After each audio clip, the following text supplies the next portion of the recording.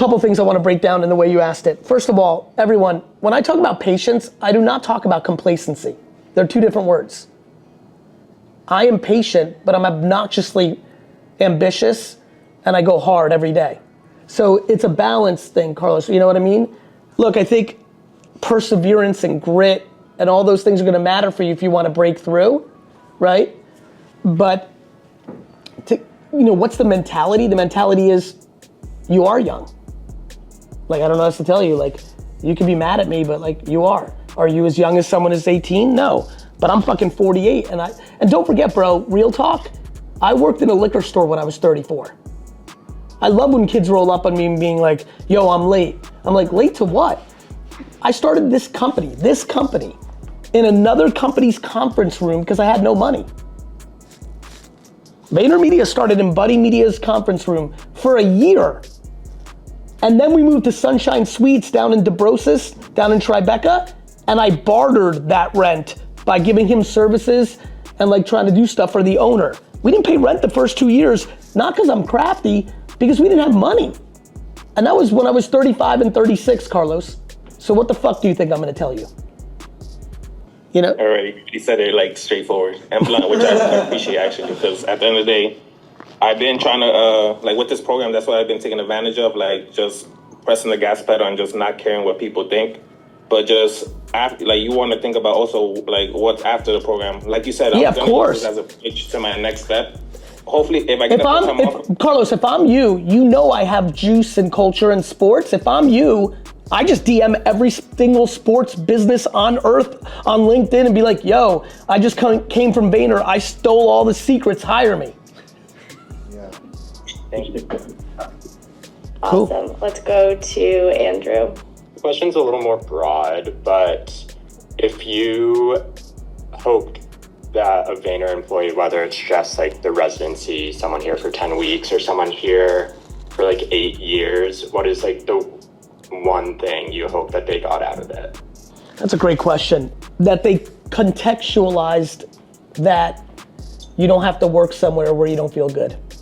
You know, my favorite thing about Vayner is it's shown people either in the beginning or when they're deeper in their career that there's a way to go hard but not be in an environment that makes you unhappy or anxious. I mean, that's the biggest thing, Andrew, that I want. I think the other thing is we're very good at contemporary marketing. You know, like I want them to learn skills. A lot of people here learn skills. I'm very aware. I very much believe that a lot of you will learn more in these 10 weeks than you learned in 4 years of college. Because this is real shit. Totally. And it's not only real shit, it's the real current shit. A lot of you have friends that work at other ad agencies that aren't learning real shit. They work at PR firms. The fuck? You know? So, those are the things that stand out, brother. If I took 22-year-old me, actually, I would say to him, bro, you're right about almost everything, but you have one huge piece of kryptonite, and it's a flaw, and it's gonna fuck you up, and it's called your inability to be candorous to people because you like them too much. You're so gifted verbally, and you're so capable of creating money in the future. You're gonna be able to get away with not being candorous-ish. It's gonna work 95% of the time. The problem is the 5% of the time is gonna fuck you up personally and professionally. So you might as well fix it now, because waiting to 45 like you're actually going to do to start getting better at it left you with 23 years of a lot of pain that you didn't need to have, and all you had to do was be a little bit more courageous and understanding you're not Superman and you can't fix everyone, and people have to learn their own lessons, and there's a kind way to deliver that.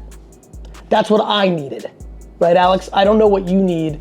You know, I think a lot of professionals, a lot of you in this call, what you really need is what I've been trying to lay down in the first 30 minutes. One, do not let any company or any person dictate to you your self-worth. Two, fight for scenarios that you like going to work. If you hate Monday, that's bad. Like, you can't hate Monday, everyone. Like, you can like, again, because this is where things are subtle. You should learn how to get comfortable with discomfort, but that's different than hate. Don't get entitled to be like, 25-minute commute, this blows. That's some bullshit. I'm talking about you're anxious because your boss is a piece of shit. You can't hate Monday. And really, Alex, like real talk, work and life is a very simple game of self-esteem versus insecurity.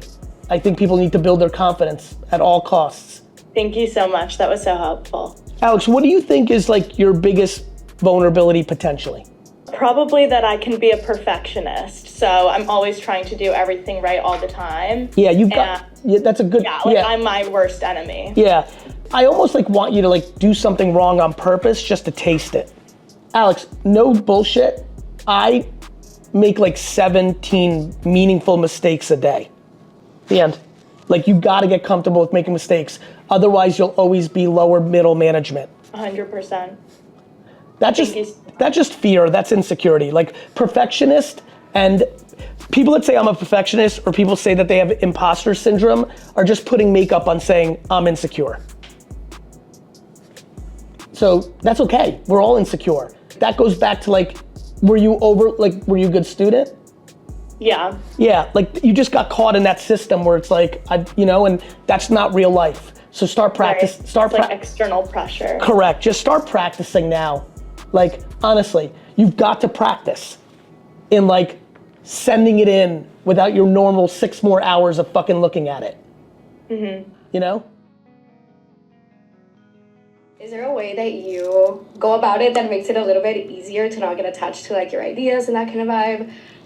By recognizing that humility is the single most important trait for a leader besides conviction, and that if I get stuck on my own shit, that the world of merit doesn't care about my feelings.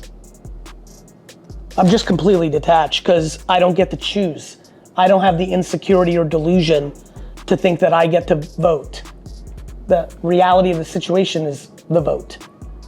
And so, how do I get there? By knowing that if I don't, I'll be out of business. Yes, I like that. I also enjoy it because like that kind of connects to some of the maybe thoughts in regard to like allowing other people to like listen to their perspective first and allowing them to give their perspective first and then you put your perspective second. But yeah, thank you so much. It's one quick question. I know that gratitude is also like really important to you. Any practices that you practice like on a daily basis for gratitude? I basically have a conversation every day of my life with myself in that I can't believe I'm lucky enough that here is another day that my parents, siblings, or children didn't die. Pretty much every day, Diana. And so I think I've gone to the ultimate state of gratitude. Because of that, I stress and I have anxiety like any human, but it's so different than most people. I just don't dwell on shit. I can't sit on shit because whatever I'm upset about is so disproportionately secondary to what I just said to you.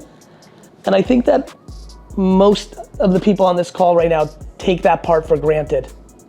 I'm not sure it's so healthy that I think, it was really challenging as a kid because I thought about it my whole life. I'm not sure it started in a healthy place, but I think it ended up in the healthiest place, which is really interesting. I believe that if I was a modern child, that my parents probably would have taken me to therapy because it was such a big thing in my life. I was petrified of my parents dying. Because both my parents lost a parent very young, I've come to realize. My mom lost her mom at 5. My dad lost his dad at 15, 16. So it was just always in the air. And I think I internalized it. I loved my mom so much. And then later I got to spend more time with my dad and I loved him so much. And I think that it started off not healthy and ended up making me completely unstoppable.